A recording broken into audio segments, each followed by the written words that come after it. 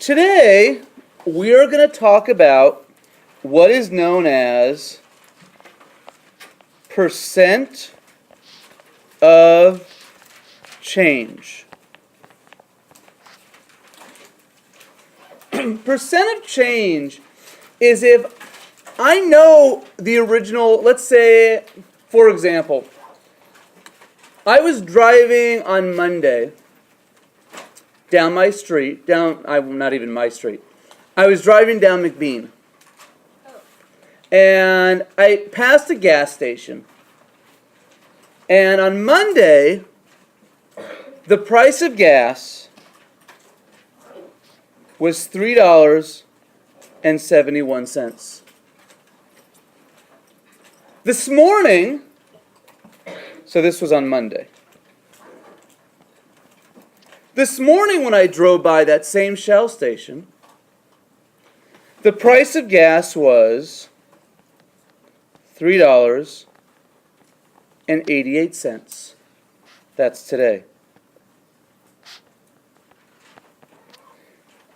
I want to know, what is the percent of change? Not just how much did it change by, but I want to know what is the percent of change. By what percent did they raise up the price? Yes? 17 cents. Well, now that's not the percent of change, that's the amount of change. But that gives us a very good start. Because the way we find percent of change is we use the following formula. We say the amount of change over the original amount. So I take the amount of change and I put that over the original amount and I set that equal to n over 100. Why am I setting that equal to n over 100? Because I'm finding a percent, and percent is n over 100. Absolutely correct. So, if we're going to do this problem, we know we had $3.71, which went to $3.88. So as we were already told, the change in the amount was what? Was 17 cents. So that's the amount of change over, what was the original amount? 371. And I'll let that equal n over 100. Now, what should I do? Cross multiply. Okay, so $3.71 times n is what? $3.71 n equals 17 cents times 100 is 17. Now what should I do? Divide what? Divide both sides by? Divide both sides by $3.71. $3.71, okay? So I'm going to be taking 17 and dividing this by 3.71. Now again, I will round to the nearest tenth if I have to. Now, what do I have to do here? Move the decimal. So I'm going to move the decimal to there, and I'll move 2 decimals there. Does 371 go into 1? Does it go into 17? Does it go into 170? Does it go into 1,700? Yes. How many times?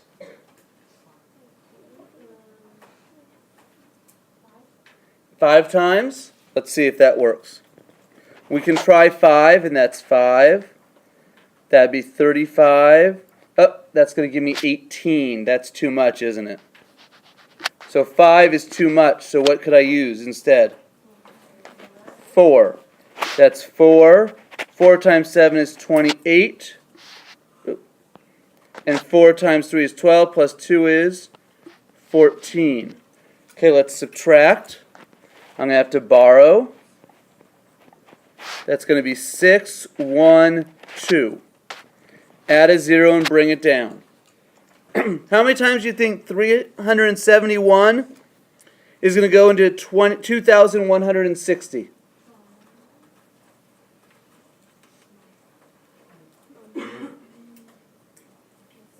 6? Let's try 6. That's going to give me 6. That's going to give me 42. That's going to give me 22. That's too much. So I guess it's going to be 5. That's 5. That's 35. 15. That's 18. Okay, we can borrow here and we get 5, 0, 305. Add a 0, bring it down. Let's see, 371 goes into 3,050. How many times? 9 times? I think 9 is going to be a little too big. 8 might be about right. And by the way, even with 8, I won't even have to do this.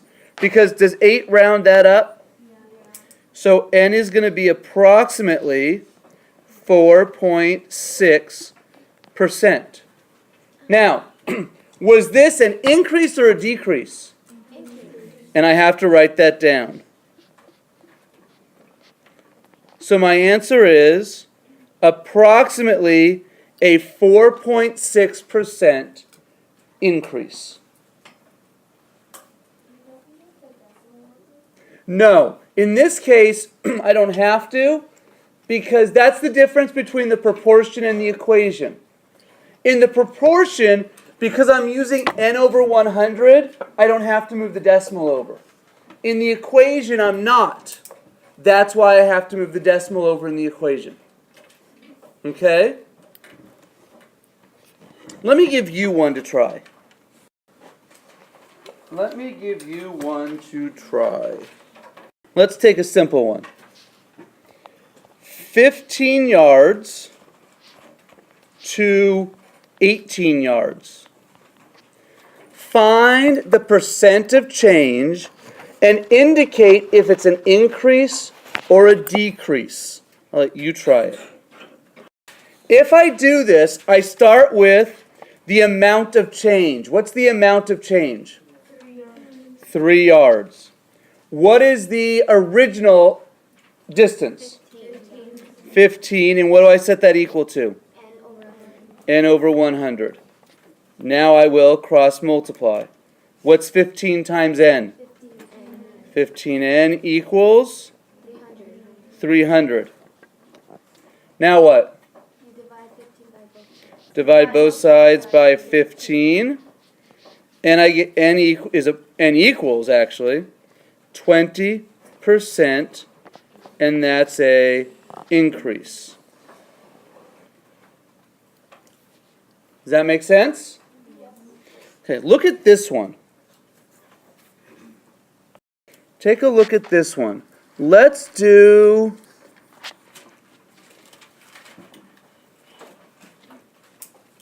two weeks ago you went to your favorite store and your favorite thing costs $15.60. You went last night and it was down to $11.70. What is the percent of change, and is it an increase or a decrease? Let's take a look at this one. If I set this up correctly, what would my proportion look like? 3.9 over 15.6 equals n over 100.